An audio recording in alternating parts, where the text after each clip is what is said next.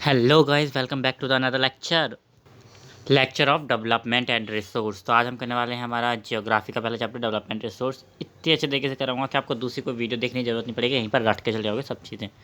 Geography तो आपको पता ही है, और ऑल द बॉस रटने की होती है जहाँ तक, ठीक है। तो चलिए स्टार्ट करते हैं।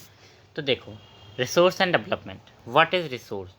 तो रिसोर्स को टर्म एज अ टर्म हम कह रहे हैं, है ना, कि रिसोर्स क्या है हमारे लिए। कोई भी ऐसी चीज़, ध्यान से सुनो मेरी बात को सबके सब, कोई भी ऐसी चीज़ जो हमारी नीड्स को सेटिस्फाई कर रही है, वो क्या है, रिसोर्स है। एक और बार, anything available in our environment and satisfy our needs, it's, वो हमारा रिसोर्स होगा। और ये वो रिसोर्स कैसा होना चाहिए, रिसोर्स है तो कैसा होना चाहिए। मेन 3 टर्म याद रखो। टेक्निकली एसेसिएबल होना चाहिए, इकोनॉमिकली फ्रीजिएबल होना चाहिए, और कल्चरली एक्सेप्टेबल होना चाहिए। मतलब हमारे पास रिसोर्स है तो हमारे पास वो टेक्नोलॉजी भी होनी चाहिए कि हम उस रिसोर्स तक पहुंच सकें, ठीक है। तो टेक्निकली एसेसिएबल होना चाहिए कि मतलब जो रिसोर्स है हमारे पास, हम उसको कैसे निकालेंगे टेक्नोलॉजी के थ्रू, ये हमें पता होना चाहिए, हमेरे पास होना चाहिए इसका सामान, ठीक है।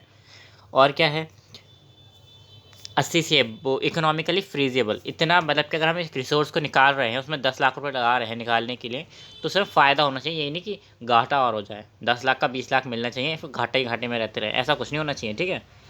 कल्चरली एक्सेप्टेबल, मतलब कल्चर के हिसाब से एक्सेप्ट होना चाहिए। ऐसा कोई नहीं, बम बना रहे हो तो कल्चर एक्सेप्ट कर लेगा, नहीं, ये तो एक्सेप्ट नहीं होगा ना। तो कल्चरली एक्सेप्टेबल होना चाहिए। तो ये सब कौन करता है, हम human beings, as a human beings हम करते हैं, ठीक है। तो देखो, ये जो हमारा चार्ट दिखा रहा है, ये एमसीक्यू में आ सकता है, ठीक है। तो देखो, ये चार्ट हमें दिखा रहा है कि सब ये जो सब चीज़ें ना, उसका एक ही सेंटर है, उसके ह्यूमन बींग ही टेक्नोलॉजी बना रहे हैं। टेक्नोलॉजी से चाहे इंस्टीट्यूशन बन रहा है, वो भी ह्यूमन बींग के चलते बन रहा है। और फिजिकल इन्वायरमेंट जो नेचर है, वो ह्यूमन बींग्स ख़राब भी कर रहे हैं, और उसे चाहें तो वो बना भी सकते हैं नेचर को, ठीक है। ये दिखा रहा है कि कैसे ये सब चीज़ एक दूसरे से रिलेटेड है, एज अ ह्यूमन बींग के थ्रू, ठीक है। चाहे इंस्टीट्यूशन हो, टेक्नोलॉजी हो, चाहे नेचर हो, सब ह्यूमन बींग से रिलेटेड ही हैं, ठीक है। और ह्यूमन बींग इनसे रिलेटेड है, बस ये याद कर लो। रिसोर्स क्या होता है, नेचर रिसोर्स और ह्यूमन रिसोर्स। नेचर रिसोर्स जो नेचुरली है, ह्यूमन रिसोर्स जो ह्यूमन ने बनाए हैं एक तरीके से, ठीक है। ध्यान से देखिए इस चार्ट को। तो नेचुरल समझो, नेचुरल में 2 तरीके के रिसोर्स आते हैं, एक आता है रिन्यूएबल रिसोर्स और एक आता है non renewable resource. Renewable resource कौन सा होता है, जो कि कभी ख़त्म नहीं होगा। नॉन रिन्यूएबल जो ख़त्म हो जाएगा, ख़त्म हो सकता है, ठीक है, उसे हम दोबारा नहीं ले सकते, ठीक है। अब इसमें रिन्यूएबल के अंदर आते हैं 2 तरीके के, continuous to flow, biologically. Continuous flow मतलब जो फ्लो करता ही रहेगा, एक विंड वाटर ये तो रहेंगे ही, है ना। बायोलॉजिकली मतलब जो हमें बायो से मिलता है, मतलब हमें इन्वायरमेंट से मिलता है। इन्वायरमेंट से हमें क्या मिलता है, नेचुरल फॉरेस्ट, नेचुरल वेजिटेशन मिलती है, और वाइल्ड लाइफ मिलते हैं, प्लांट्स मिलते हैं, और क्या कहते हैं, एनिमल्स मिलते हैं। इसके अलावा कुछ मिलता है हमें नेचर से, नहीं। तो ये क्या हो गया, बायोलॉजिकली हो गए, ठीक है, ये बायोलॉजिकली हो गए। अब इधर आ जाओ, अब आते हैं नॉन रिन्यूएबल पे। नॉन रिन्यूएबल में 2 तरीके के आते हैं, एक आते हैं रिसाइकलिंग मेटल, एक आते हैं नॉन रिसाइकलिंग। रिसाइकल जिसे हम बार बार रिसाइकल करके यूज़ कर लेंगे, बस हम कर लेंगे किसी तरीके से, है ना। पर ऐसे फॉसिल फ्यूल जिन्हें हम वापस नहीं ला सकते, उन्हें बनने में हज़ारों साल लग जाएंगे, तो ये क्या है, नॉन रिसाइकलेबल हो गए, ठीक है। समझ में आया चार्ट इधर वाला। अब आते हैं इधर वाले के ऊपर। ह्यूमन ह्यूमन स्ट्रक्चर बनाता है और इंस्टीट्यूशन बनाता है। क्वालिटी और क्वांटिटी पर ध्यान देता है। ह्यूमन ने जो बनाया वो अपने फ़ायदे के लिए बना रहा है, तो उसका स्ट्रक्चर, इंफ्रास्ट्रक्चर देखिएगा, कितना कमाई होगी, कैसे होगी, और उसकी क्वालिटी और क्वांटिटी देखिएगा, ठीक है। इसमें इतना कुछ खास है नहीं, यही मेन था इधर वाला, जो कि मैंने आपको समझा दिया नेचुरली, ठीक है, अच्छे से समझ लेना, ठीक है। अब आगे बढ़ते हैं। तो हमने रिसोर्स को क्लासीफाई मतलब डिवाइड कैसे करा है, क्लासीफाई कैसे करा है, टाइप्स ऑफ रिसोर्स क्या है हमारे पास, किस तरीके से हमने क्लासीफाई करा है रिसोर्सेज को। आपके में ये है नहीं, फिर भी पूछा जा सकता है, तो मैं बता देता हूँ। रुको ज़रा, कहाँ गया।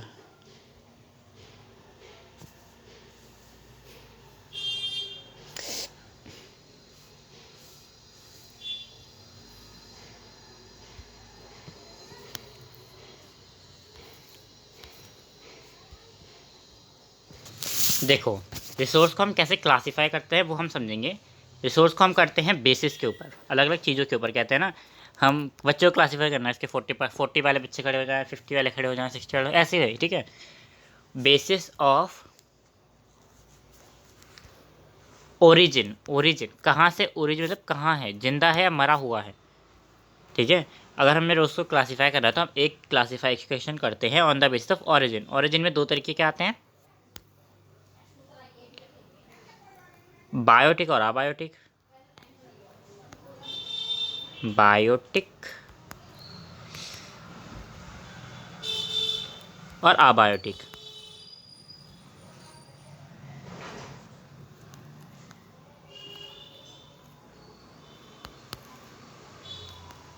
बायोटिक और अबायोटिक। बायोटिक रिसोर्स लिविंग होते हैं, बायोटिक रिसोर्स जो होते हैं वो हमारे लिविंग होते हैं। ये जो हमारे अबायोटिक होते हैं नॉन लिविंग होते हैं,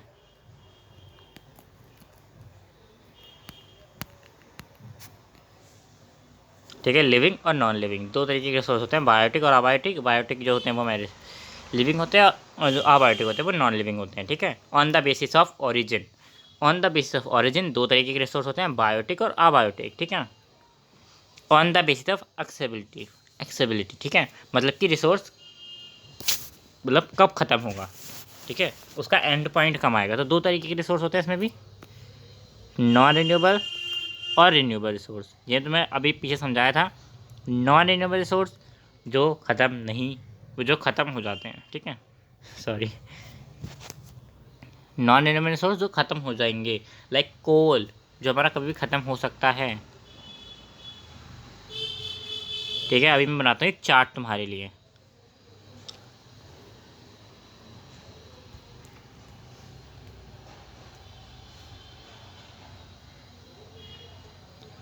एग्जाम्पल,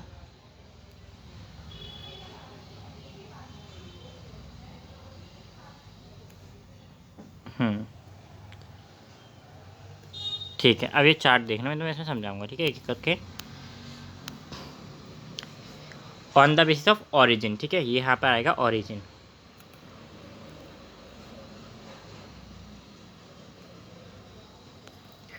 ओरिजिन,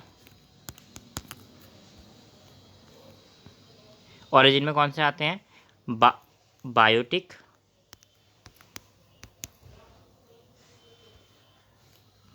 और abiotic,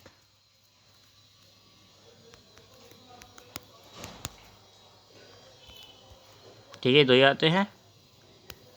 biotic means living, short form में लिख रहा हूँ मैं, लिविंग। अबायोटिक मतलब नॉन लिविंग।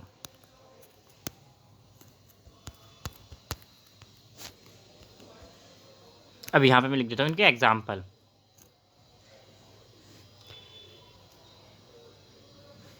एग्जाम्पल एक तो लिखूँगा बायोटिक का एग्जाम्पल और अबायोटिक का एग्जाम्पल, ठीक है।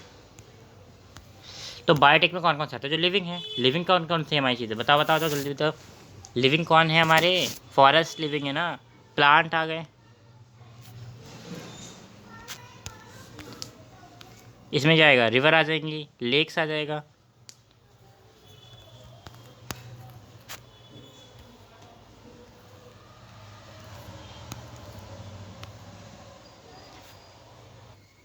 अब आते हैं on the basis of accessibility, accessibility. Accessibility के ऑन द बेसिस पे कितने हैं, दो हैं। एक तो कौन सा, एक कौन सा है, एक है हमारा रिन्यूएबल,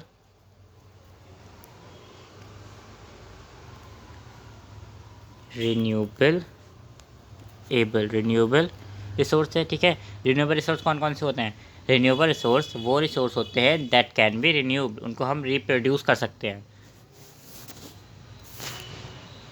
बाय फिजिकल और केमिकल मेथड के प्रोसेस हम कर सकते हैं, इनको वापस से ला सकते हैं, ठीक है। तो लिख दूँ reproduce by some process, chemical और फिजिकल दोनों इसमें आ जाएंगे, ठीक है। Some process. अब इधर आते हैं,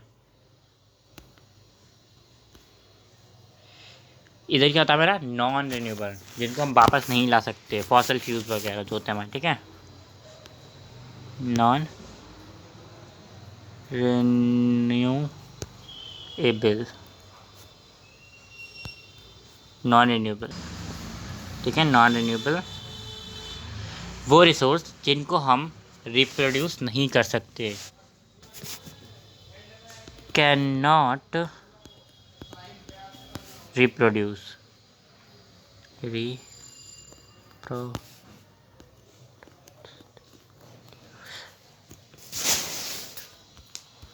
ठीक है। अब इनके एग्जांपल लिख लेते हैं, ठीक है। चलो पता है हम एग्जांपल लिखेंगे।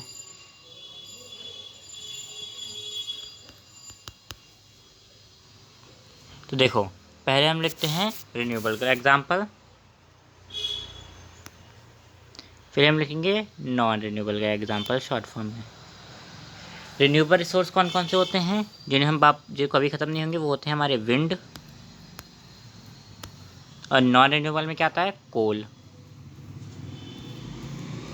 तो हमारे एक एक काम लगा तो दो दो लिख लेना। और कौन कौन से नॉन रिन्यूएबल, कोल, पेट्रोलियम, ये सब नॉन रिन्यूएबल ही तो है, ठीक है।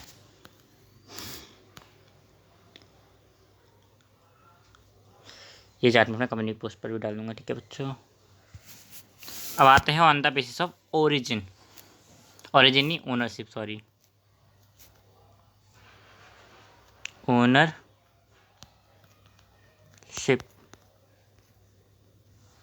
ओनरशिप के बेसिस पे चार हैं भैया, हैं क्या करोगे आई? हाँ जी भाई चार हैं।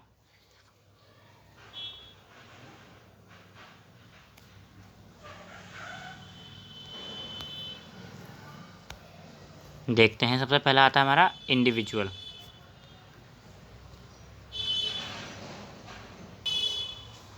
सबसे पहला आता है इंडिविजुअल।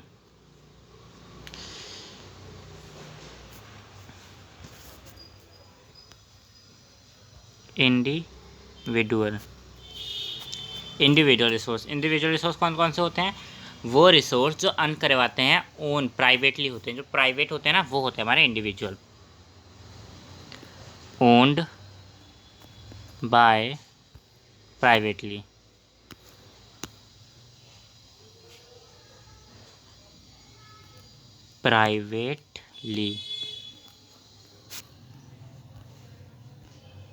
ओन्ड बाय प्राइवेटली, ठीक है।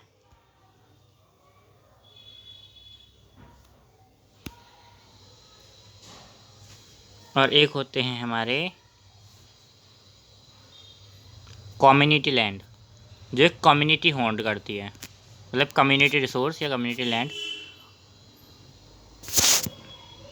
ठीक है। ये कौन होल्ड करता है? अ कम्युनिटी, अ सोसाइटी, ठीक है। ओन्ड बाय कम्युनिटी और सोसाइटी,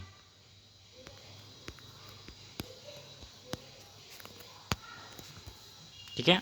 कम्युनिटी या सोसाइटी ओन करती है, ठीक है। और इधर आ जाते हैं, और एक और तरीके का लैंड होते हैं, मतलब नेशनल रिसोर्स होते हैं एक हमारे नेशनल रिसोर्स। वो रिसोर्स होते हैं भाई, वो रिसोर्स होते हैं जो कंट्रोल करे जाते हैं by the government, owned by government. अब मैंने इस पर स्पेसिफिक गवर्नमेंट नहीं लिखा, अगर वो स्टेट के होंगे तो स्टेट गवर्नमेंट कर सकती है, यूनियन के होंगे तो यूनियन गवर्नमेंट कर सकती है। तो वो रिसोर्स जो ओन्ड आते हैं नेशनल गवर्नमेंट के, उन्हें बोलते हैं नेशनल रिसोर्स, ठीक है। वो रिसोर्स जो ओन्ड करे जाते हैं नेशनली, वो बोलते हैं नेशनल रिसोर्स। ये टेक्निकली भी हो सकते हैं, ठीक है। ये रिसोर्स लीगली गवर्नमेंट के पास होते हैं, ये गवर्नमेंट की प्राइवेट प्रॉपर्टी होती है जो कि वो पब्लिक के फ़ायदे के लिए यूज़ करती है, ठीक है। और एक होता है हमारे international resource, international resource,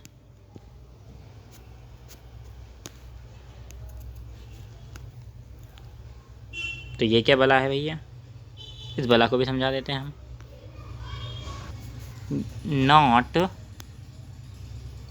owned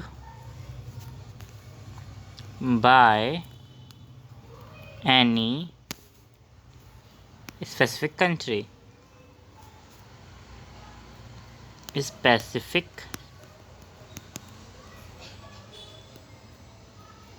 country, कोई एक कंट्री से ओन्ड नहीं कर सकते, ऐसे रिसोर्स को हम बोलते हैं इंटरनेशनल रिसोर्स। इंटरनेशनल रिसोर्स ऐसी रिसोर्स को इसको बोलते हैं जिसमें कोई एक कंट्री ओन्ड नहीं कर सकती।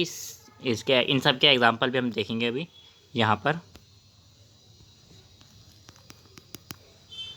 पहला था हमारा इंडिविजुअल रिसोर्स के एग्जांपल देखेंगे, उसके बाद हम देखेंगे हमारे कम्युनिटी रिसोर्स के एग्जांपल, उसके बाद हम देखेंगे हमारे नेशनल रिसोर्स के एग्जांपल, उसके बाद हम देखेंगे हमारे इंटरनेशनल रिसोर्स के एग्जांपल, NRIN। ठीक है, आ जाओ एक एक करके एग्जांपल लिखवा देता हूँ मैं। तो जो हमारा इंडिविजुअल रिसोर्स है ना, वो होता है कोई प्लॉट, मतलब तुमने कोई प्लॉट खरीदा वो तुम्हारे अंदर आएगा, ठीक है, वो तो हो गया हमारे इसका एग्जांपल। ठीक है, कम्युनिटी लैंड, जो हमने गार्डन, पब्लिक पिकनिक स्पॉट बनाया है, जो हमने पार्क बनाए हैं, वो किसका आएगा, कम्युनिटी के अंदर आएगा। नेशनल रिसोर्स जो नेचुरली काउंट होगा वो नेशनल रिसोर्स होगा, है ना। जो हमारे फॉरेस्ट होते हैं वो हमारे अंदर तो नहीं आते, वो हमारी किसके अंदर आते हैं, हमारे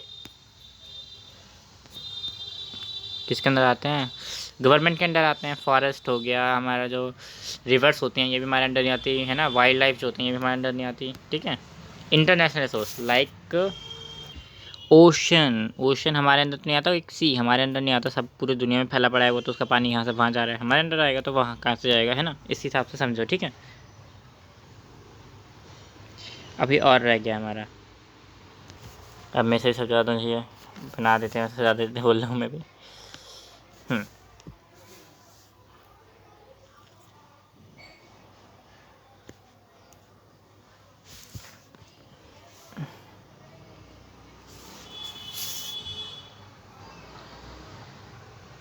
रुको जरा बनाने तो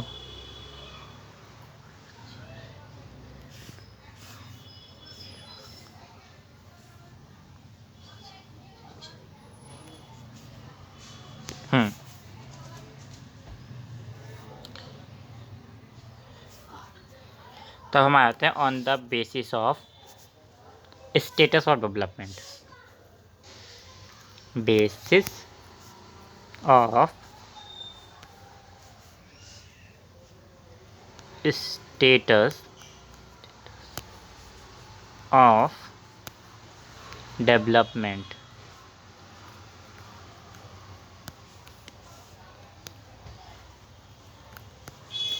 on the basis of status of development, development के बेसिस के ऊपर, ठीक है।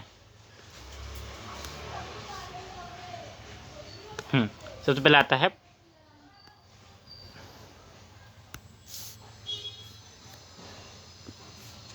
थोड़ा सा बड़ा कर देते हैं,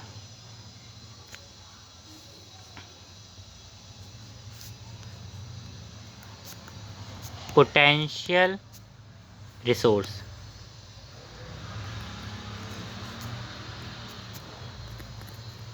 पोटेंशियल रिसोर्स ये वो रिसोर्स होते हैं, या फिर हम कहें ये भाई वह रिसोर्स होते हैं, ये वो रिसोर्स होते हैं जो पोटेंशियल को सेटिस्फाई करते हैं, ह्यूमन की नीड्स के पोटेंशियल को सेटिस्फाई करते हैं, फाउंड होते हैं एक रीजन में, ठीक है। लिख देता हूँ मैं, फाउंड इन रीजन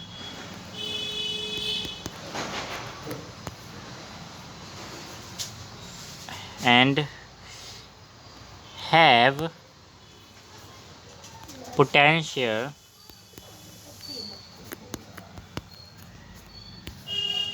to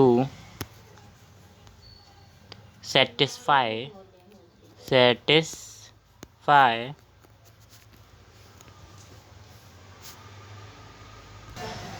यार मैंने कुछ ज़्यादा बड़ा लिख दिया क्या, ऐसे तो काम नहीं चलेगा ना।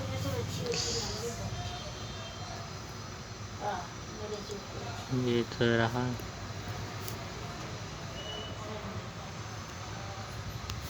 अब ठीक है ना, अब मैं लिखता हूँ पॉइंटेज बाय पॉइंटेज, थोड़ा सा कम कर देते हैं। सॉरी। देखो, एक तो ये फाउंड होते हैं, फाउंड इन रीजन्स मतलब किसी स्टेट में पाए गए या किसी मौसम के अंदर पाए जाते हैं, है ना, बोलते हैं, ठीक है।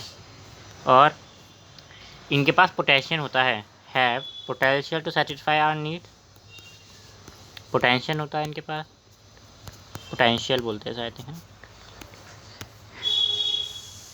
और पर ही but they can't utilize it, हम यूटिलाइज नहीं कर पाते हैं, utilization not doing, has not started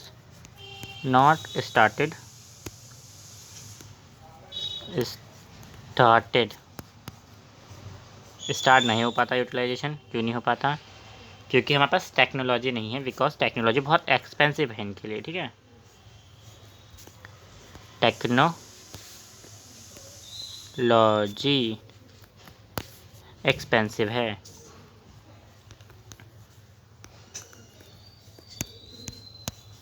अब आ जाते हैं क्या एग्जाम्पल के ऊपर।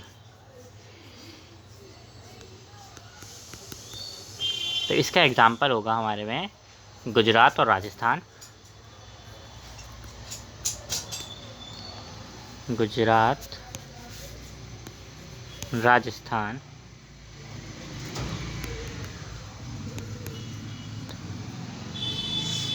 then Rajasthan have wind and solar energy।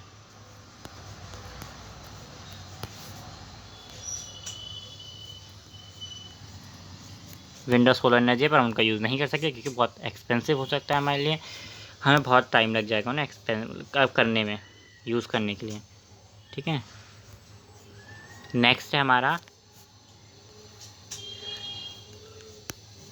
Developed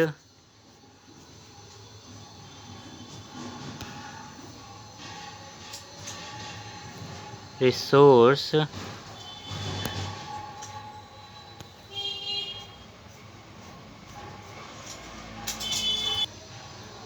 ये वो रिसोर्स हैं, वो डेवलपमेंट रिसोर्स हैं जिसके प्रति हम डेवलप्ड हुए हैं, है ना। ये क्या है, ठीक है। देखो, ये वो रिसोर्स होते हैं जिनके पास क्वालिटी है, ठीक है, और लिमिटेड क्वांटिटी है। क्वालिटी तो है पर साथ में क्वांटिटी भी है।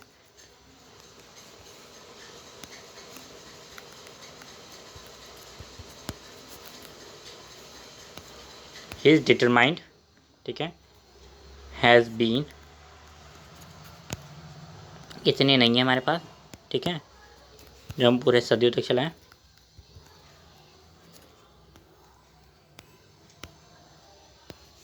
फॉर यूटिलाइज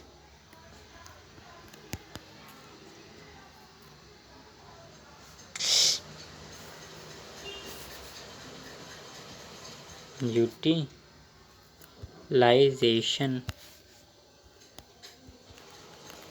एंड ये करंट टाइम पर used by current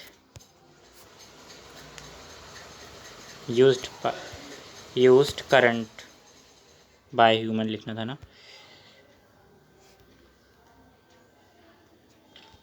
current by human अभी ह्यूमन के प्रति यूज्ड भी करे जा रहे हैं ये। इनका एग्जांपल मैं आपको बताऊं तो हमारा जो आयरन है, लेक हैं, आयरन, कोल, पोटेशियम, ये तो लिखे बोल रही है, कोल हो गया हमारा, है ना, ये सब है। और लिखने का, ठीक है, दो लिख देता हूँ, इधर आ जाते हैं।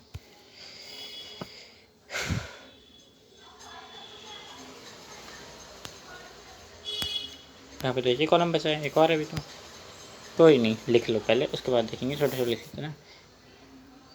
स्टॉक, ये वो रिसोर्स हैं, they are resource which have potential to satisfy human needs but they not appropriate technology accessible, ठीक है। Have potential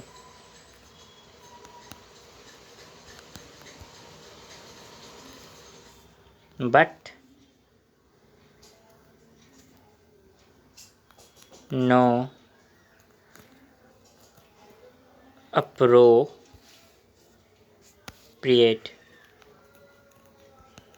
not appropriate technology नहीं है, technology to assess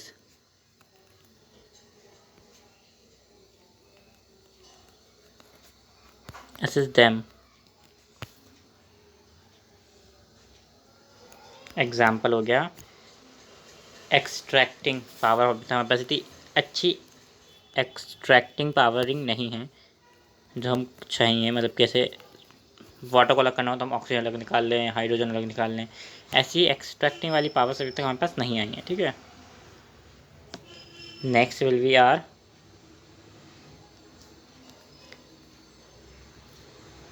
reserved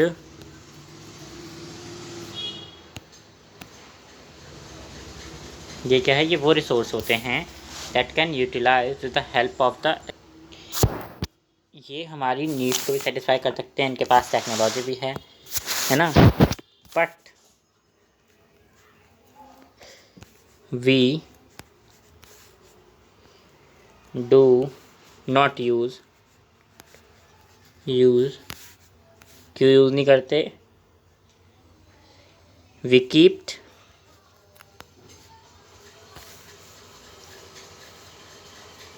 for future generation.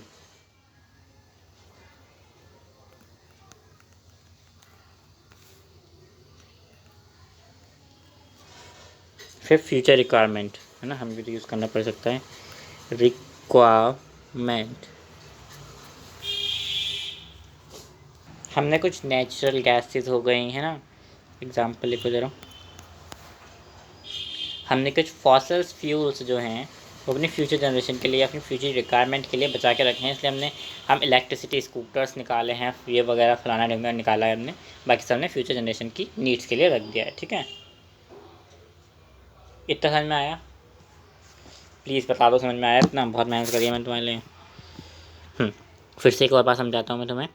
On the basis of origin हमारे पास दो तरीके के resource होते हैं, बायोटिक और अबायोटिक। बायोटिक लिविंग होते हैं लाइक प्लांट हो गए, ठीक है। अबायोटिक नॉन लिविंग होते हैं लाइक रिवर, पत्थर वगैरह जो भी हैं वो सब आ गए, ठीक है। दूसरे में आते हैं अनएक्सटेबिलिटी, मतलब कि क्या कहते हैं, जो खत्म होंगे या नहीं खत्म होंगे उनके बेसिस पर हम देख लेते हैं। रिन्यूएबल रिसोर्स जो कि बार बार आते रहेंगे, प्रोड्यूस होते रहेंगे, सोलर एनर्जी हो गई, विंड एनर्जी हो गई, ये कभी खत्म नहीं होता, ठीक है। नॉन रिन्यूएबल रिसोर्स जो खत्म हो जाएंगे, हमारे पास कोल है, पेट्रोलियम है, वो खत्म हो सकता है कभी भी, ठीक है। अब आते हैं ओनरशिप के बेसिस पे। ओनरशिप के बेसिस में हमारे चार तरीके के रिसोर्स हैं। इंडिविजुअल रिसोर्स जो कि एक प्राइवेट आदमी कलेक्ट करके रखता है, एक प्राइवेट आदमी का हो, लाइक तुम्हारा मकान तुम्हारे बाप के नाम, तो वो प्लॉट हो गया, ठीक है, इंडिविजुअली, ठीक है। कम्युनिटी प्लॉट जो एक पूरी कम्युनिटी के नाम हो, है ना, लाइक पार्क पूरी कम्युनिटी के लिए है, पूरी वहाँ की सोसाइटी के लिए है, ठीक है। नेशनल रिसोर्स जो कि हमारी नेशनली गवर्नमेंट चला रही है, जो हमारे फॉरेस्ट है उनका ख्याल हम नहीं रखते, हम उनके बारे में सोचते भी नहीं, क्यों, गवर्नमेंट सोच रही है, गवर्नमेंट का है वो रिसोर्स, ठीक है।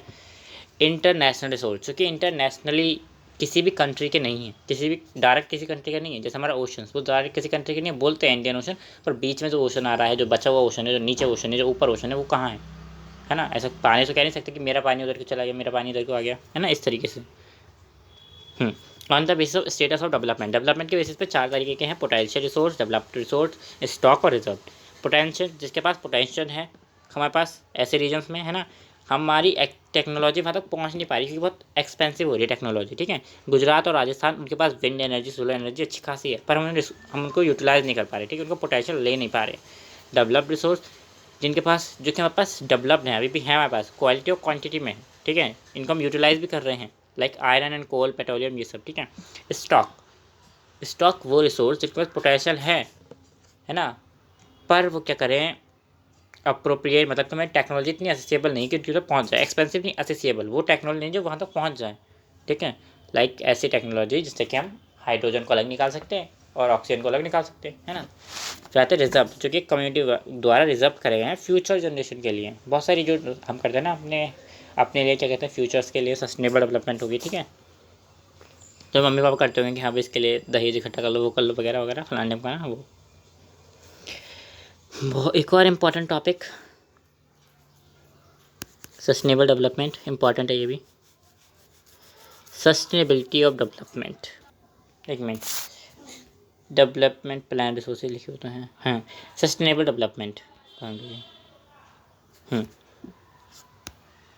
सस्टेनेबल डेवलपमेंट, वो सस्टेनेबल इकोनॉमिक डेवलपमेंट का मीन्स होता है development should take place without damage the environment and develop in the present should not compromise the needs of future generation. अच्छे से याद कर लो, ये पूरा सेंटेंस अच्छा है, बहुत इंपॉर्टेंट है।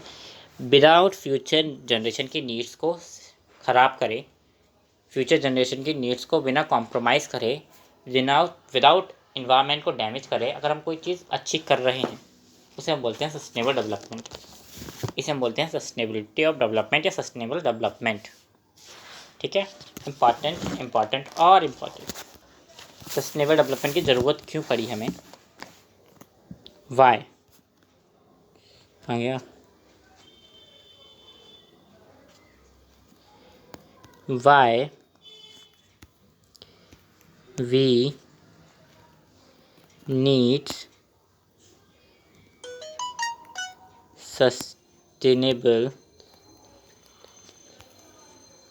डेवलपमेंट।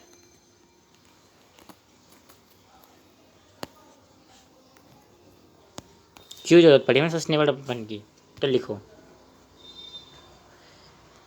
क्योंकि हमारे रिसोर्स जो थे ना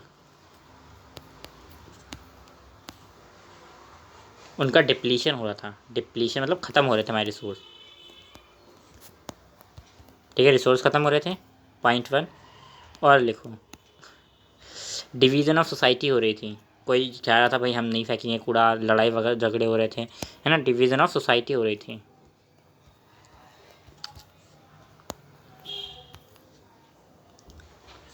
और ग्लोबल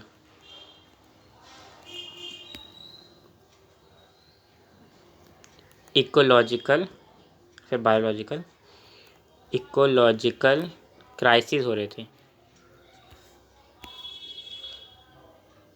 क्राइसिस लिखो, ये सारी प्रॉब्लम्स आ रही थी, इस वजह से हमें क्या करना पड़ा, सस्टेनेबल डेवलपमेंट लेनी ही पड़ी। सोच तो हम बहुत टाइम से रहे थे पर हमने ली नहीं, हमारा मन नहीं करा, हमने कहा क्या ही करेंगे लेके, फालतू में है। तो इसके लिए हमने क्या करा, इसके लिए सबसे पहले अर्थ समिट हुआ, कब हुआ, 1992 में, ठीक है। कलर चेंज कहाँ पर हुआ, राय दे जेनेरियो, कहाँ पर है ये है भैया ब्राज़ील के अंदर। इसमें बहुत सारे देश मिलने हैं, 100 से भी ज़्यादा स्टेट्स में ये बातें शुरू हुई। ये फर्स्ट इंटरनेशनल अर्थ समिट था। किस लिए था ये, हमारे इन्वायरमेंट के प्रोटेक्शन के लिए और उसके ग्लोबल डेवलपमेंट के लिए।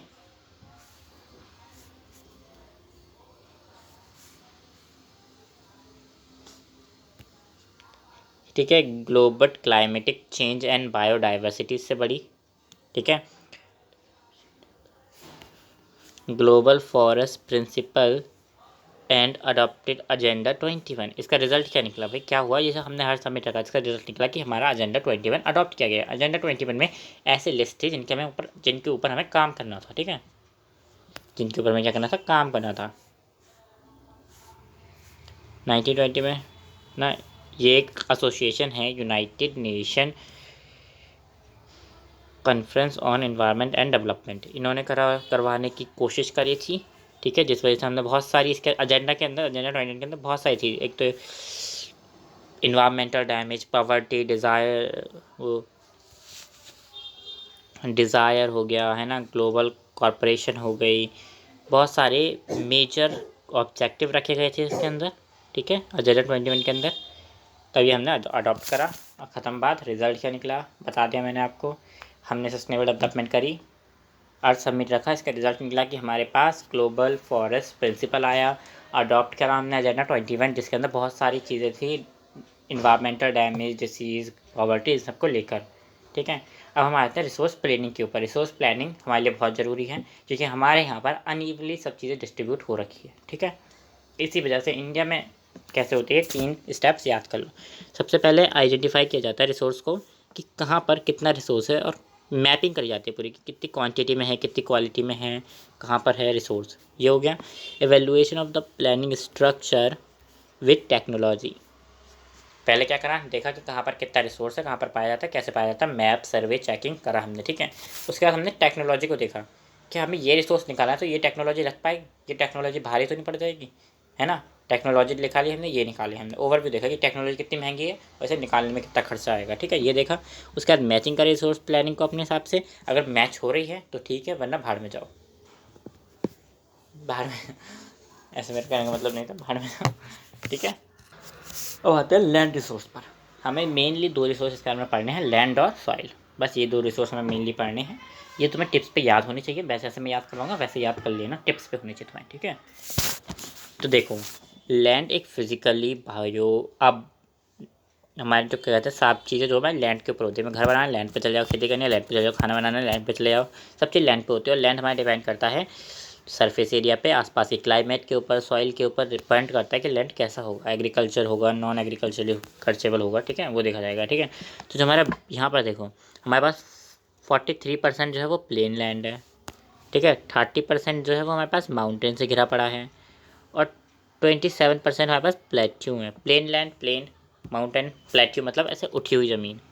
ये नॉर्मल ज़मीन है, ये नॉर्मल ज़मीन है, इससे हल्की सी उठी हुई ज़मीन, इसे हम बोलते हैं प्लेट्यू, ठीक है। क्लास 9 में पढ़ा था या भूल गए? मेरे लेक्चर देख लेते यार तुम। चलो कोई नहीं, ये याद नहीं करना कितने परसेंट लैंड है, देख लो एक बार, है ना, सादी सी आंखों से। याद करने गए तो तुम्हारे तो भैया ज्योग्राफी में मातम निकाल देगी तुम्हारा। तो लैंड यूटिलाइजेशन, लैंड को यूटिलाइजेशन कैसे करना चाहिए, देखो। लैंड एक तो हमारा फॉर्म ऑफ फॉरेस्ट, हम फॉरेस्ट के फॉर्म में यूटिलाइज कर सकते हैं लैंड को, कर सकते हैं, ठीक है, ठीक है ना, ठीक है। उसके बाद आता है हमारे पास land are not available for cultivation, मतलब कि या तो वेस्ट लैंड होगा, या बड़ा मतलब कि बंजर ज़मीन होगी, बंजर, है ना।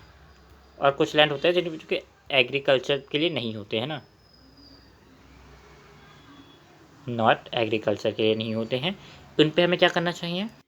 तो जो लैंड वेस्ट है, नॉन एग्रीकल्चर यूज़ के लिए है, उस पर हम बिल्डिंग बना सकते हैं, रोड बना सकते हैं, फैक्ट्री बना सकते हैं, ठीक है।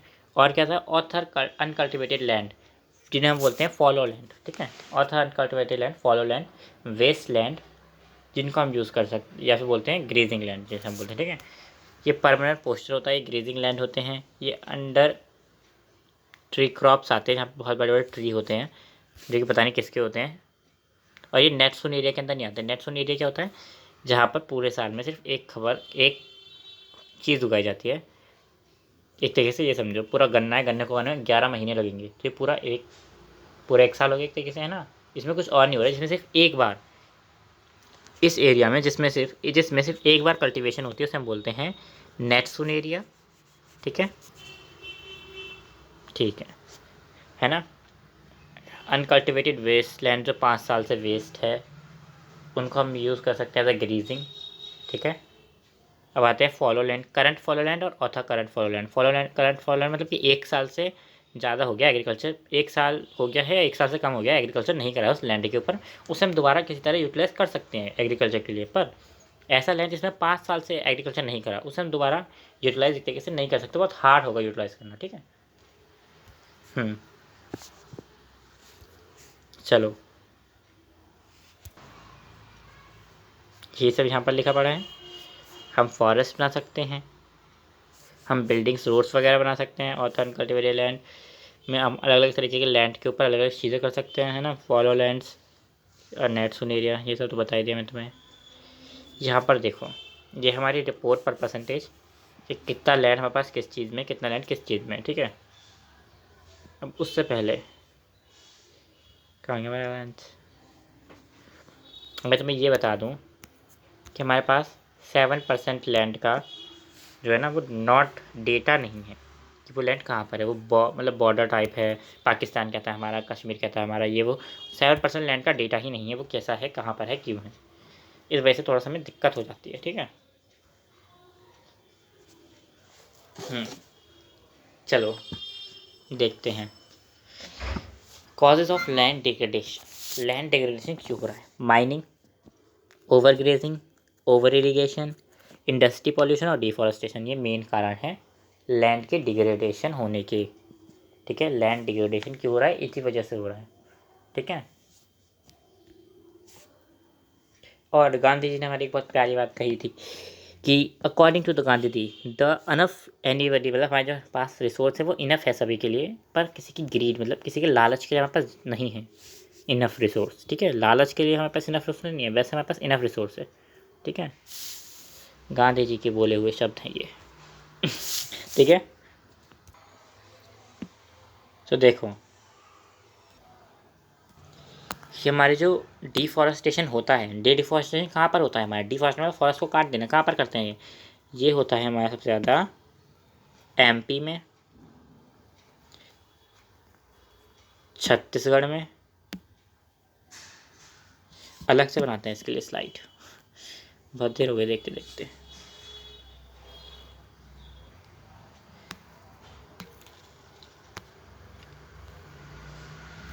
ये हमारे लैंड के लिए, लैंड का कॉजेज ऑफ डिग्रेडेशन।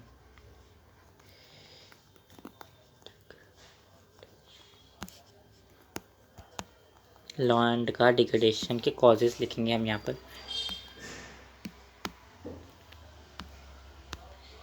पॉइंट में। सबसे पहले क्या आएगा? डिफॉरेस्टेशन।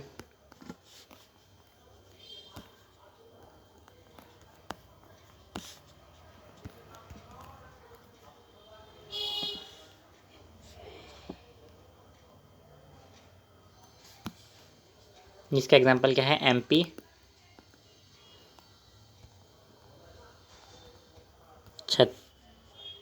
छत्तीसगढ़ और अर्बनाइजेशन। डिफॉरेस्टेशन क्यों करा जाता है ये मैं तुम्हें शॉर्टकट में बता देता हूँ। डिफॉरेस्टेशन किया जाता है अर्बनाइजेशन के लिए, फॉरेस्ट को काट कर वहाँ पर नए नए वो बनाएंगे, अर्बनाइजेशन करा जाएगा, अर्बन वाले लोग वहाँ पर बसेंगे। ठीक है,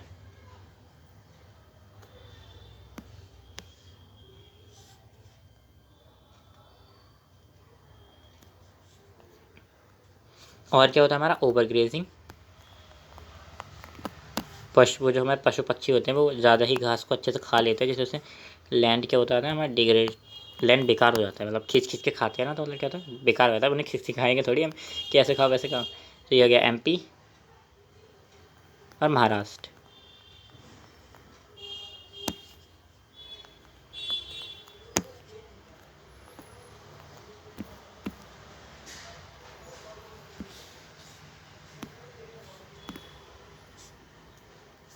और क्या होता है हमारा? और होता है ओवर इरिगेशन। इरिगेशन अच्छी है पर over irrigation is bad.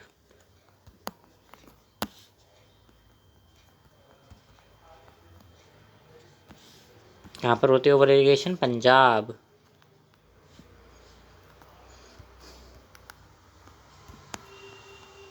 Haryana,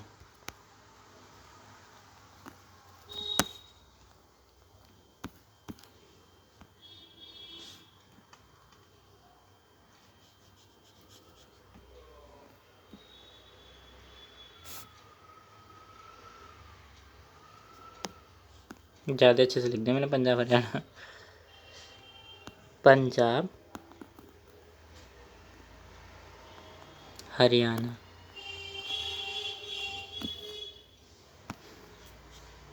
और क्या होता है? ओवर ग्रेजिंग हो गया, और होता है हमारा इंडस्ट्रियल वेस्ट।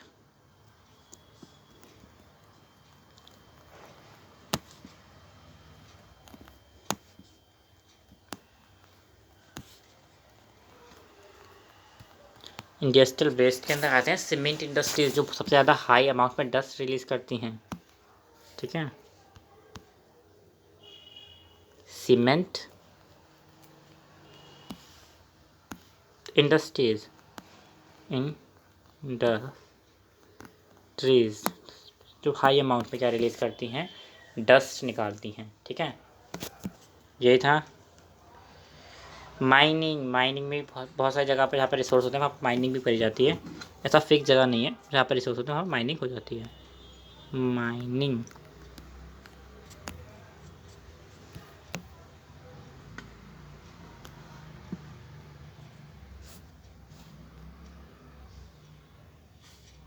अब हम समझेंगे हमने लैंड का डिग्रेडेशन किया, उसको कंजर्व कैसे करें। कंजर्वेशन ऑफ लैंड, कंजर्वेशन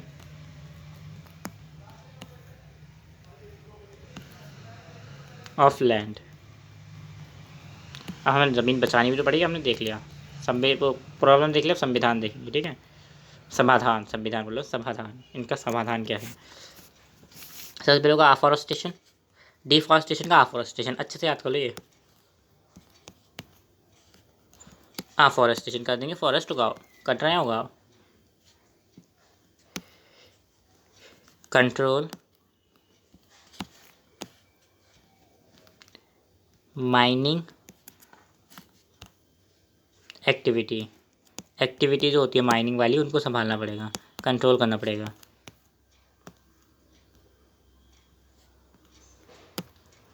और मैनेजमेंट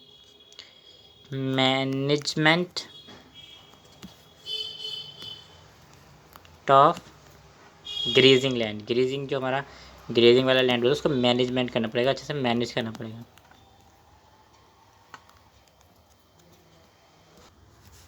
ठीक है, ग्रेजिंग लैंड चाहिए हमें, मैनेजमेंट करना पड़ेगा ग्रेजिंग लैंड का। और हमें क्या करना पड़ेगा, प्रॉपर इरिगेशन देनी पड़ेगी लैंड को, ऐसे नहीं ज़्यादा दे दी, प्रॉपर इरिगेशन, कम भी नहीं दे सकते ज़्यादा भी नहीं दे सकते, ठीक है।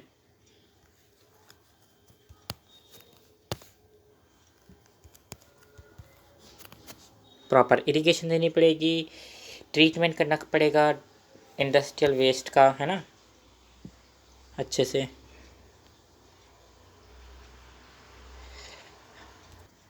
तो एक बार झट से रिवाइज कर लें। देखो सब लैंड का क्या हो रहा है, बढ़ाना ढिमकाना वो तुमने देख लिया कि लैंड किस किस तरीके के हैं, फॉलो लैंड वगैरह लैंड, ये तुम लिख दोगे अपना, ये मेन है।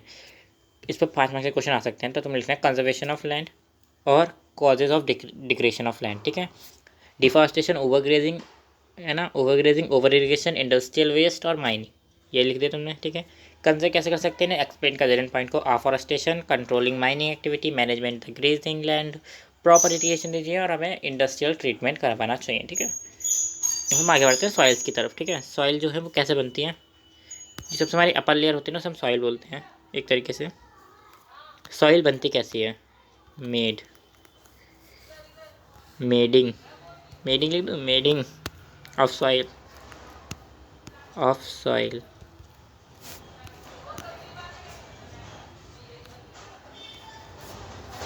मेडिंग ऑफ सॉइल, सॉइल कैसे बनती है, देखो क्लाइमेट के थ्रू बनती है। जैसे क्लाइमेट होगा, गर्म क्लाइमेट होगा तो भैया बहुत ही हार्ड सॉइल होगी, है ना।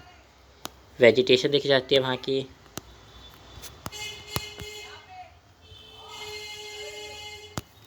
और एक्टिविटीज़ वहाँ की कैसी हैं, टेम्परेचर कैसा है वहाँ का, चेंज इन टेम्परेचर में भी सॉइल का इफेक्ट पड़ता है, चेंज इन टेम्परेचर। और बेड रॉक्स देखे जाते हैं, और भी बहुत सारी चीज़ें होती हैं, मैंने यहाँ पे 2-3 गिनती की चुनी चीज़ें लिख दी हैं, ठीक है। प्रेशर भी देखा जाता है, कैसा प्रेशर लग रहा है सॉइल के ऊपर, है ना। ये सब हो गया सॉइल का बनना।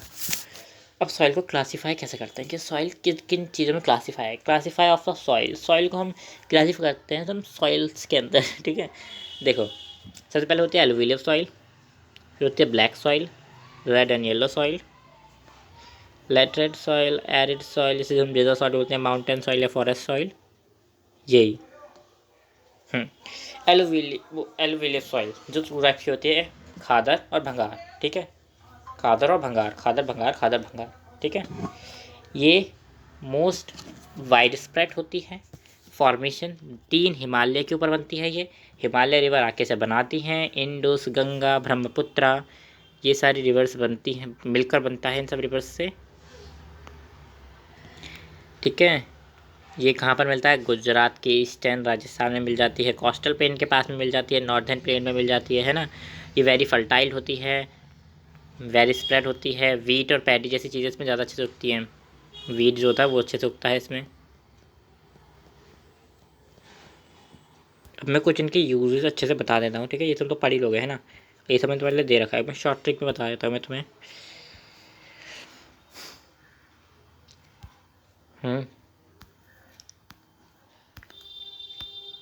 ब्लैक सॉइल से स्टार्ट करते हैं। Black soil,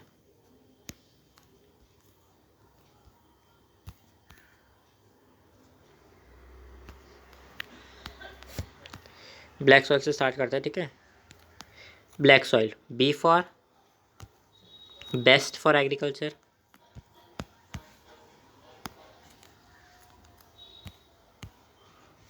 best for agriculture, ठीक है। एग्रीकल्चर के लिए बहुत इंपॉर्टेंट होते हैं, पर मेन एग्रीकल्चर किसका करते हैं? कॉटन का, ये मत भूलना, ठीक है। कॉटन इसमें और अच्छे से उगता है। एक्सेप्टेड की तरफ मैंने डाल दिया, एग्रीकल्चर के लिए अच्छी होती है, पर इसमें कॉटन और अच्छे से उगता है, ठीक है। बी फॉर ब्लैक, ब्लैक के बाद क्या आता है बताओ जल्दी। एल, एल से क्या होती है? लाइम स्टोन होते हैं इसके अंदर, ठीक है। Limestone found. B L A, A मतलब ability of moisture, ability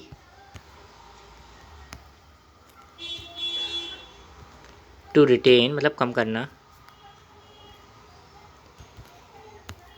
moisture,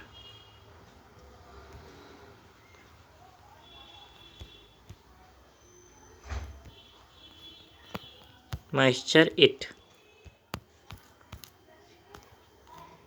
B L A C, C for calcium होता है इसके अंदर, ठीक है। कैल्शियम रिच, कैल्शियम, एक एमसीक्यू आता है इनके ऊपर, ठीक है, याद रखना। कैल्शियम रिच, के फॉर कैनाव,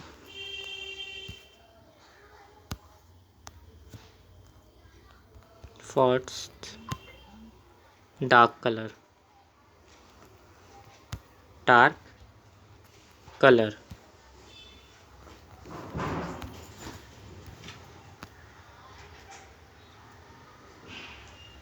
ठीक है। और इतना याद कर लेते बात है तुम्हारे लिए, ठीक है। और भी लिखवा सकता हूँ वैसे तुम्हें, बाकी उसमें लिखा हुआ है, इसमें से पढ़ लेना ना। वैसे वीडियो काफ़ी लंबी हो जाएगी, फिर तुम तो देखते नहीं हो। अब नेक्स्ट सॉइल कौन सी है हमारी? नेक्स्ट हम कौन सी लें? रेड, ठीक है। रेड सॉइल लेते हैं, या फिर एरिड लेटरेट ले लेते हैं, ठीक है। तो जॉर्सी मिल के दे देते हैं। Laterite,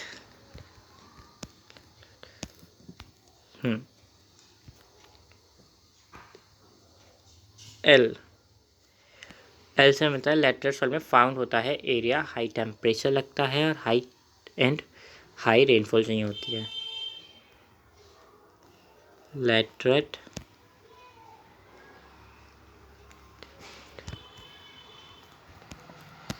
soil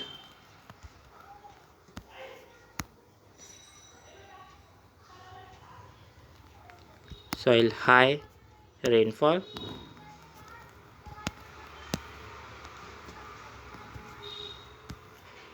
has temperature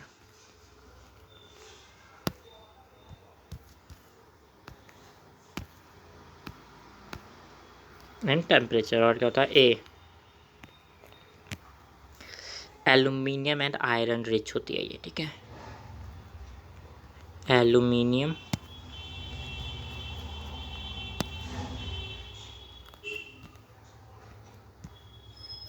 and iron rich, iron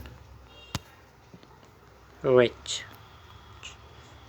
iron से भरपूर होती है। फिर क्या आता है हमारा T. T for tropical climate चाहिए होता है इसको।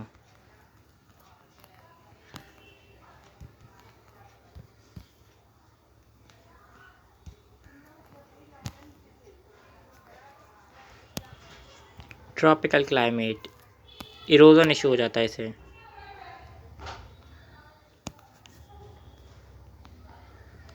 Erosion is common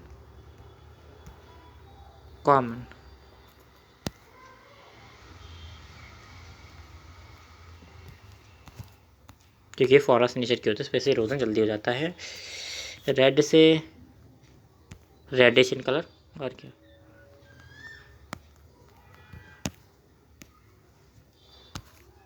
in colour.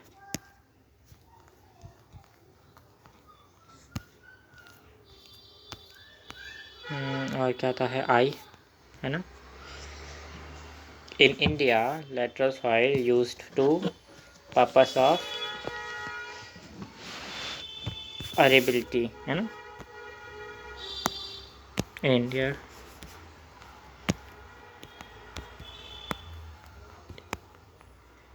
तो किस लिए यूज होती है। In India used grow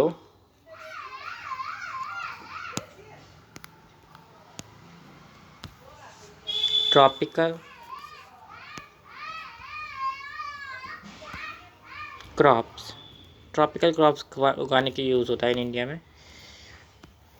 I के बाद क्या आता है, बताओ बताओ बताओ बताओ। टी, और फिर आता है ई।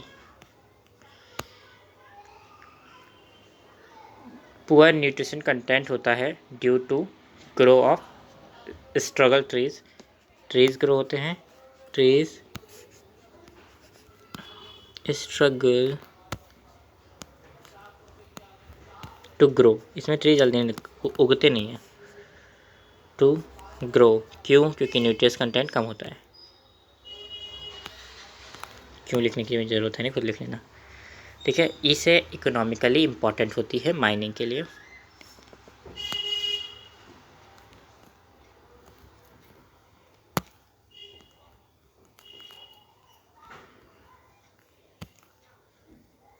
इम्पॉर्टेंट शॉर्ट फॉर्म में फॉर माइनिंग।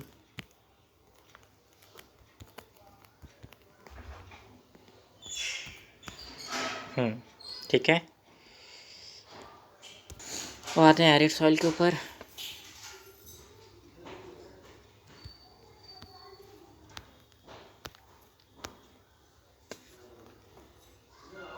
एरिड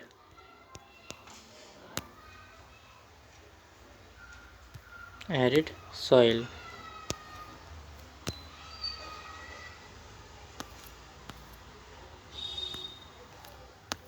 ए से क्या होगा हमारे में, ए से होता है एब्सेंस ऑफ मॉइस्चर, इसमें मॉइस्चर नहीं होता। एब्सेंस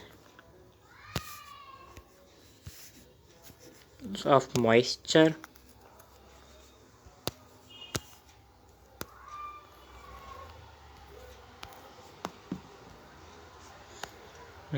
आर से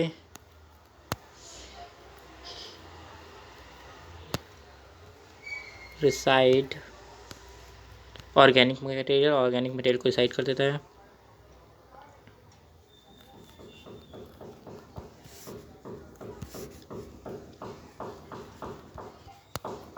अगली बार से लिखूंगा नहीं, लिखवा के लाऊंगा पीपीटी में, मैं डालना भूल गया।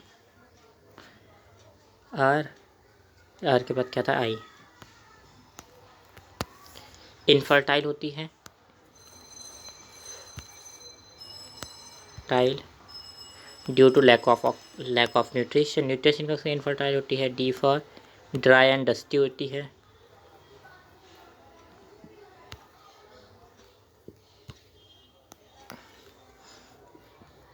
डस्टी, बाकी खुद लिख लेना वहाँ से देख के। ठीक है, वैसे मैं आगे बता सकता हूँ, और उसमें लिखे हुए नाम तो देख लेना। मैं कुछ निमोनिक्स दे देता हूँ ना तुम्हें। बाकी तुम ऐसे भी लिख सकते हो एस फॉस फाउंड होता है डिजर्ट रीजन में फाउंड होती है, लॉम माइक्रोबियल एक्टिविटी होती है ना। फॉरेस्ट सॉइल के ऊपर आया था पहले। Forest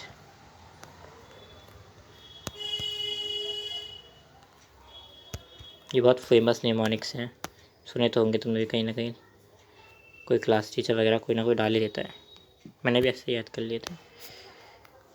found in forest area, ठीक है, फॉरेस्टेड एरिया, फॉरेस्ट एरिया में पाए जाते हैं।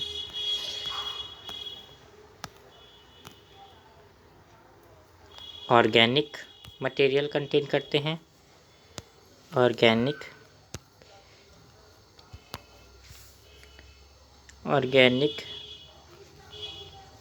Matter contain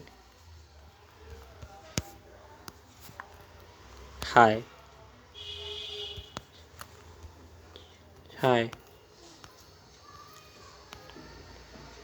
rich in nutrition होते हैं,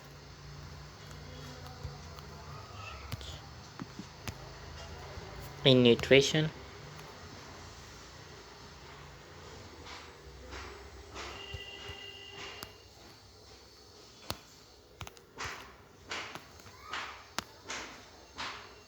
आर के बाद क्या आता है ई,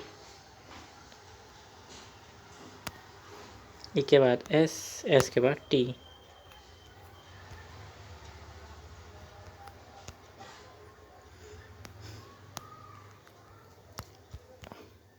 एनवायरमेंटली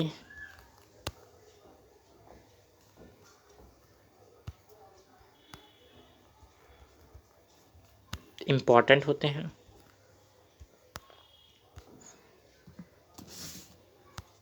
इम्पॉर्टेंट होते हैं क्योंकि क्यों होता है, क्योंकि इनके अंदर कार्बन पाया जाता है।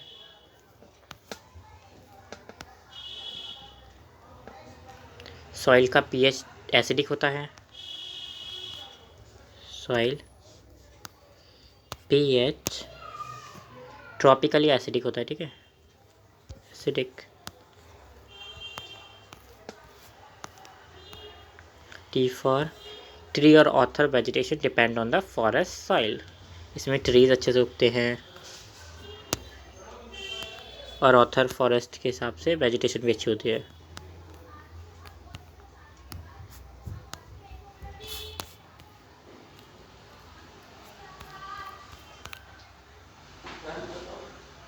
ठीक है, फिर तो ये मक्खन की तरह हो जाएगा चैप्टर, मेन अब कुछ रह नहीं गया है ना। सॉइल के बारे में मैंने आधे से ज़्यादा कवर कर ही लिया, अभी हम लेट एलुविलियम सॉइल के ऊपर चल रहे हैं, ठीक है।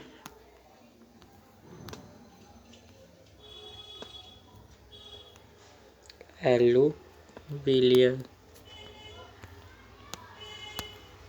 सॉइल, ठीक है, फिर इधर आ जाते हैं एलुविलियम, मैं शॉर्ट फॉर्म में लिख रहा हूँ, एलुविलियम सॉइल समझ जाना, ठीक है, इज फाउंड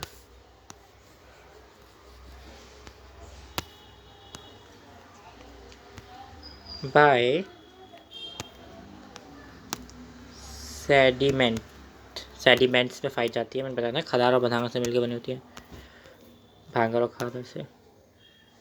फिर उसमें आता है एल, फिर आता है एल, तो देखो लॉमनी होती है टेक्सचर में,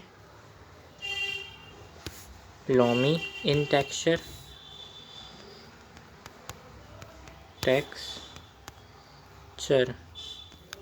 टेक्सचर और होती है लोडेड विद न्यूट्रिशंस,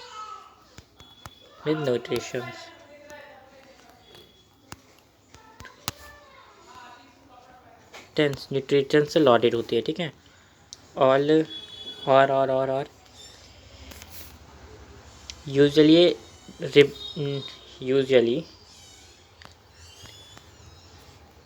नियर होती है रिवर्स के,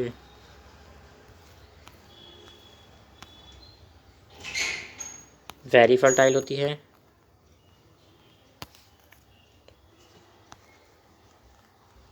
रिवर के पास है तो उसमें बहुत सारे न्यूट्रिशंस भी होंगे, जाहिर सी बात है, ठीक है, रिवर्स न्यूट्रिशन करेक्ट करती है ना।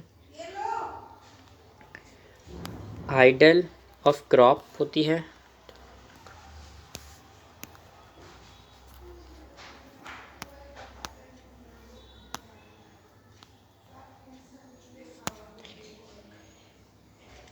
इफेक्ट करती है लोकल इकोसिस्टम को, लेयर होती है इस पे,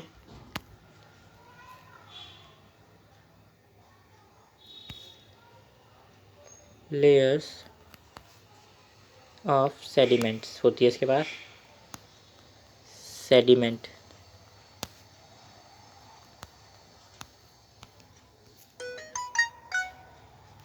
एटनॉर क्या होती है, इफेक्टेड इफेक्ट्स द लोकल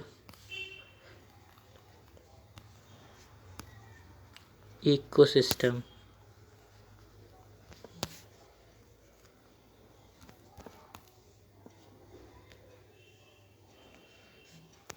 अब रेड एंड येलो चल जाएगी, वो भी देख लो एक बार, ठीक है। रेड एंड येलो थोड़ी लंबी पड़ जाएगी, देखते हैं भैया।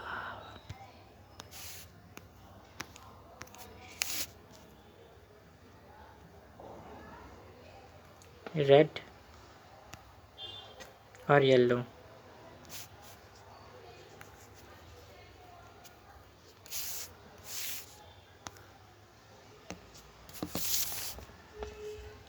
आर से है रिच होती है न्यूट्रिशंस के अंदर, न्यूट्रिशन में भी बोलते हो rich in iron, iron oxide में।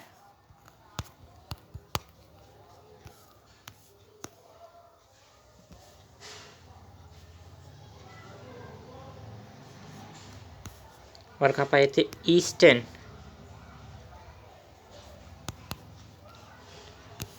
हाँ ईस्टर्न इंडिया के अंदर पाई जाती है भैया।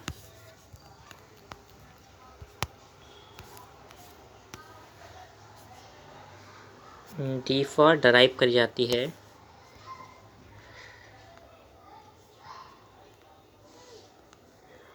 Derived from Meta morphic rocks के अंदर से।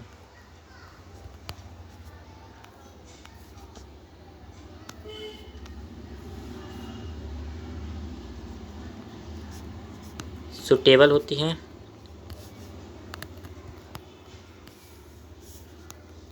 For growing crop, growing crop like rice हो गया, ठीक है।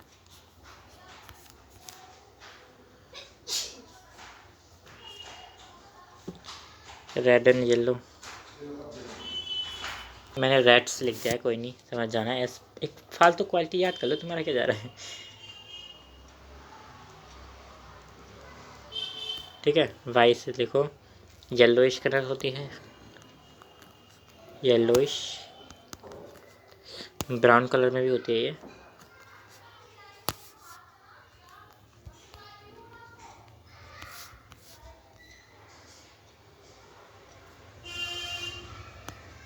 ये भी ईस्टर्न इंडिया में पाई जाती हैं,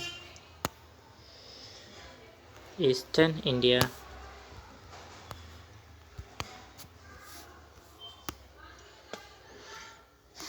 लॉमनी एंड लॉमनी होती है, हाँ लॉमनी टेक्सचर में होती हैं, लॉमनी होती है इस टेक्सचर में, लेस फर्टाइल होती है, लेस फर्टाइल।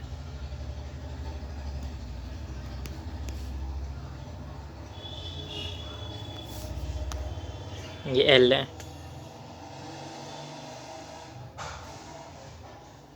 एल क्या होता है तुम क्या समझ लो। O for obtained,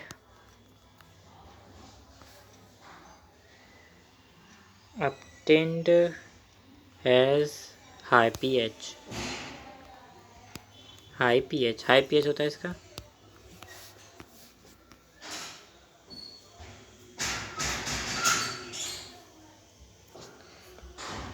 yellow,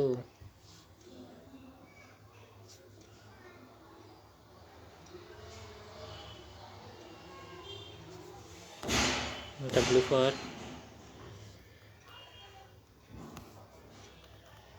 well drained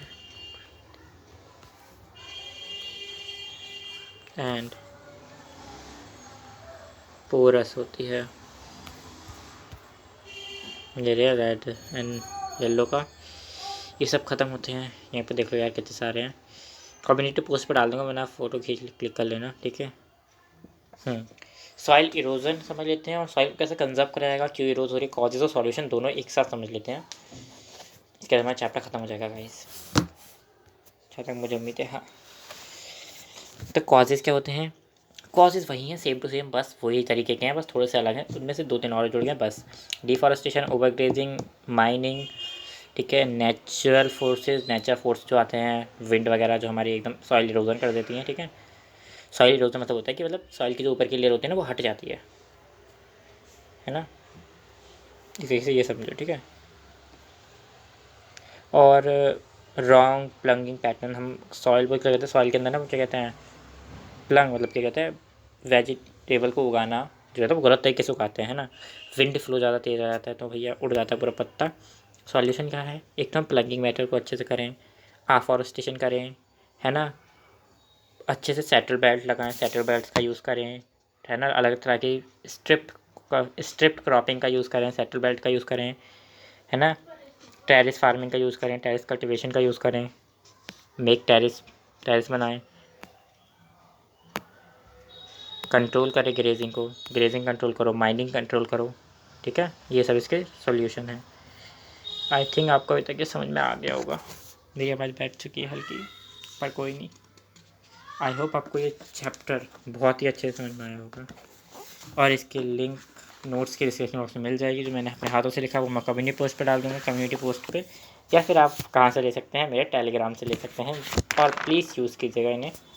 सब मेन मैंने पढ़ा दिया है। फिर मैं एक दो चीज़ आपको और बता दूँ, मैंने भी आपको बताया था सॉइल इरोजन को, है ना, उसे हम शीट इरोजन बोलते हैं एक तरीके से। शीट इरोजन होता है जो सॉइल की, जो तुम्हें सॉइल के ऊपर की परत होती है ना, वो पूरी हट जाती है, तो उसे बोलते हैं शीट इरोजन, है ना। ओवर लार्ज ऑफ शीट, पानी से भर के हट जाती है, मतलब ये लार्ज शीट है, इसमें बहुत पानी आ गया तो गया शीट इरोजन, है ना। वहीं पर देखा हमारा wind erosion, wind erosion, erosion. Wind erosion होता है जब लार्ज शीट लैंड के ऊपर से पूरी मिट्टी हट जाती है, पूरी सॉइल हट जाती है, पूरी सॉइल की लेयर हट जाती है बहुत तेज़ से हवा का झोंका आने से, ठीक है। बस यहीं तक था आपका chapter. Thank you for watching, till then take care, bye bye. और लिंक डिस्क्रिप्शन बॉक्स से ले लेना नोट्स की भी, और हैंड रिटन नोट्स की आपको मेरे टेलीग्राम पर मिल जाएंगे। Thank you for watching, till then take care, bye bye.